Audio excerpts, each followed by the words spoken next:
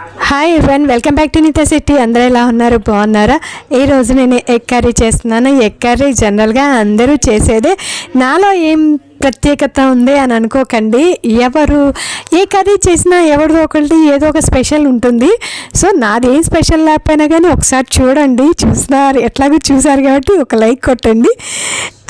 Egg curry జనరల్గా చేసేటప్పుడు అందరూ బాయిల్ చేసిన తర్వాత కొంతమంది అయితే డైరెక్ట్గా దాన్ని కర్రీలో అయితే యూజ్ చేస్తారు. బట్ నేనైతే అది బాయిల్ చేసిన తర్వాత దాన్ని కొంచెం లైట్గా 1 స్పూన్ ఆయిల్ వేసి ఫ్రై చేస్తాను.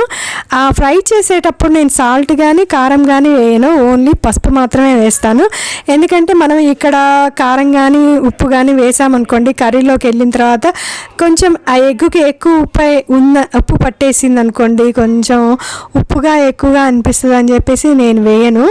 ఇక్కడ నేను ఫ్రై చేసిన తర్వాత ఈ మిగిలిన ఆయిల్ని కూడా యూజ్ చేయను. ఎందుకంటే ఆ ఆయిల్ కొంచెం ఎగ్ వాసన వస్తుంది.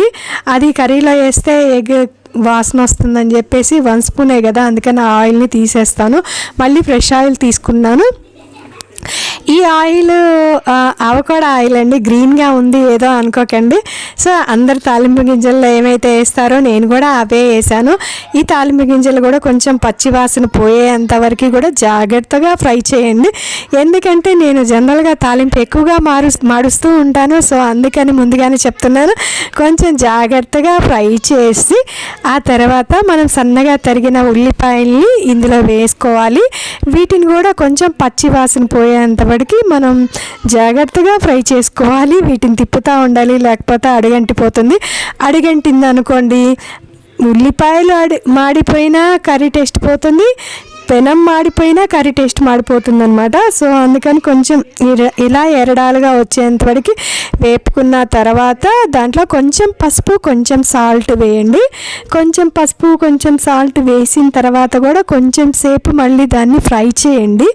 ఫ్రై చేస్తే అంటే అవి బాగా మనకి ఫ్రై అవుతుందంటూ తెలుస్తుంది కదా, అంటే కొంచెం ఆయిల్ అంతా కూడా దగ్గరికి వచ్చేస్తూ ఉంటుంది కదా. ఎక్కువ ఆయిల్ ఏమీ వేయకండి, ఇది పులుసు కర్రీ కాబట్టి దానికి ఎక్కువ ఆయిల్ పట్టదు. సో మనం వీలైనంత వాడికి ఎక్కడైతే ఆయిల్ తగ్గించుకోవచ్చో అక్కడ చాలా తక్కువ ఆయిల్ యూజ్ చేసి మీరు కర్రీస్ అయితే చేసుకోండి, హెల్త్కి చాలా మంచిది. ఇలా ఫ్రై అయిపోయిన తర్వాత నేను పక్కనే మట్టి పాత్రలో అన్నం వండుతానని చెప్పాను కదా, అక్కడ అన్నం వండుతున్నాను.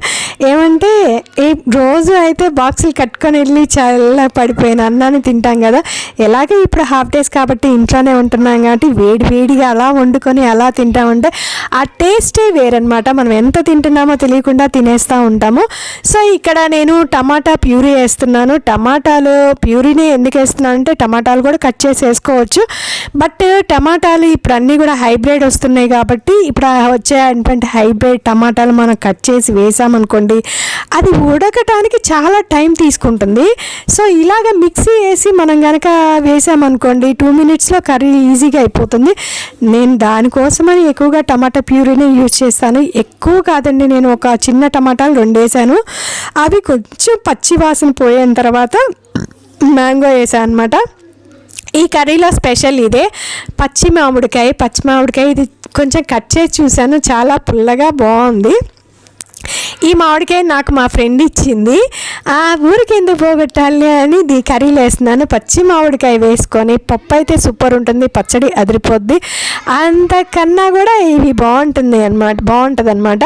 ఎగ్ కర్రీలో వేసి చూడండి, ఫిష్ కర్రీలో కూడా చాలా బాగుంటుంది. సో నేను ఇక్కడ ఎగ్ కర్రీలో ఒక చిన్న మామిడికాయలో నేను హాఫ్ మాత్రమే తీసుకున్నాను.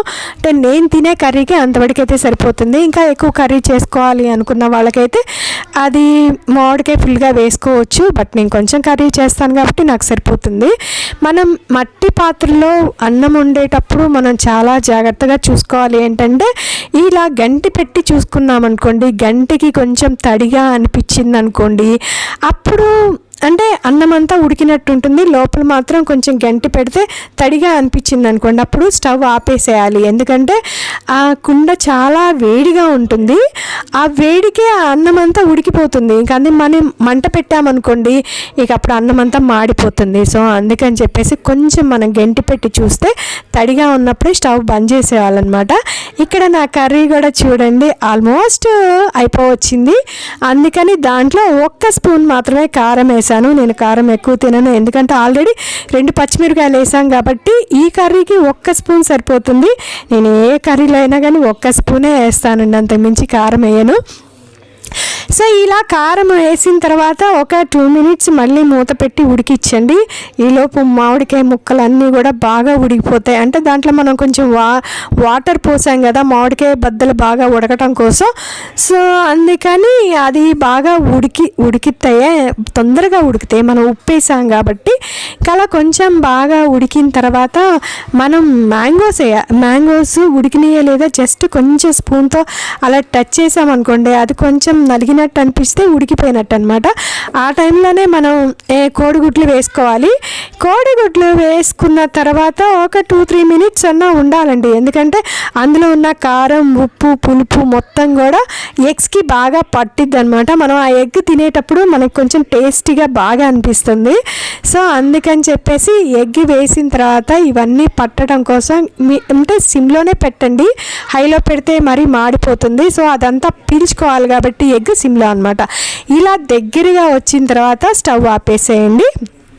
ఈ కర్రీ మీరు ఒక్కసారి తినండి, నిజంగా అంటే సూపర్ ఉంటుందండి. పుల్లగా కారంగా చాలా బాగుంటుంది. దీంట్లో మనం మసాలా కూడా వేసుకోవచ్చు, మసాలా వేసినా కూడా అదిరిపోతుంది. కాకపోతే ఎండాకాలం మసాలా ఎందుకులే అని చెప్పేసి నేను మసాలా వేయలేదు. ఇక్కడ నా రైస్ రెడీ అయిపోయింది, నా కర్రీ రెడీ అయిపోయింది. ఇది తింటే ఉంటుంది కదా నా సామిరంగా, ఎంత బాగుంటుందా అండి.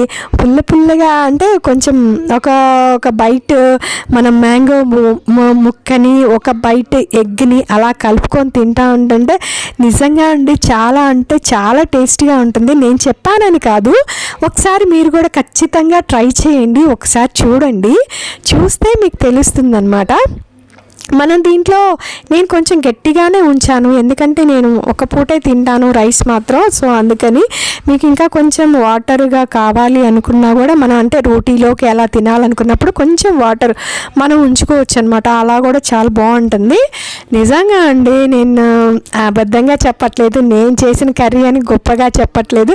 కర్రీ అయితే సూపర్ ఉంటుందన్నమాట. నాకైతే ఇలా మ్యాంగో పచ్చి మామిడికాయ వేసిన తర్వాత నాకు ఆ పచ్చి మామిడికాయ తినాలనిపిస్తుంది. ఆ కర్రీలో ఆ కారం ఉప్పులో అది ఉంటుంది కదా, అది ఉడికిన తర్వాత ఉంటే ఎంత టేస్టీగా ఉంటుందో.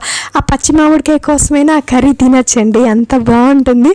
చెయ్యి అయితే రైస్ కానీ కర్రీ కానీ పట్టలేనంత వేడిగా ఉంది. నేను ఎక్కువ వేడి కూడా పట్టలేను. అసలు కలుపుదామంటే అసలు చెయ్యి అస్సలు పట్టట్లేదండి, అంత వేడిగా ఉంది. వేడి అన్నం తినాలనిపిస్తుంది కానీ కలపడానికి చెయ్యి రావట్లేదు, చెయ్యి కాలిపోతుంది అనమాట. ఇలా కాదులే అని ఇంకా సీదా ఆ ప్లేట్ తీసుకొని ఫ్యాన్ దగ్గరికి వచ్చి కూర్చున్నా అనమాట. ఫ్యాన్ దగ్గర కూర్చొని ఇంకప్పుడు కలిపి అది ఎప్పుడు తినాలా అని నాకే నోరు ఊరిపోయే అంతగా ఉందన్నమాట. అంత టేస్ట్ ఉంది. చూడండి, ఎగ్ కూడా దాంట్లో కారం ఉప్పు కలిపి ఉంటుంది, దాంట్లో కలిసిపోయి బాగా ఉంటుంది. ఆ మామిడికాయ తింటే అబ్బబ్బబ్బబ్బ ఎంత బాగుంటుందో. ఒక్కసారి తప్పకుండా ట్రై చేసి మీరు కూడా తినండి. మీరు ఇంతసేపు నా వీడియో చూసినందుకు మీ అందరికీ చాలా థ్యాంక్స్ అండి. మీకు కనుక నచ్చినట్టుగైతే ఒకసారి లైక్ చేయండి, ఒక సబ్స్క్రైబ్ చేసుకోండి, మీ ఫ్రెండ్స్ చేత సబ్స్క్రైబ్ చేయించండి, ఒక చిన్న కామెంట్ అయితే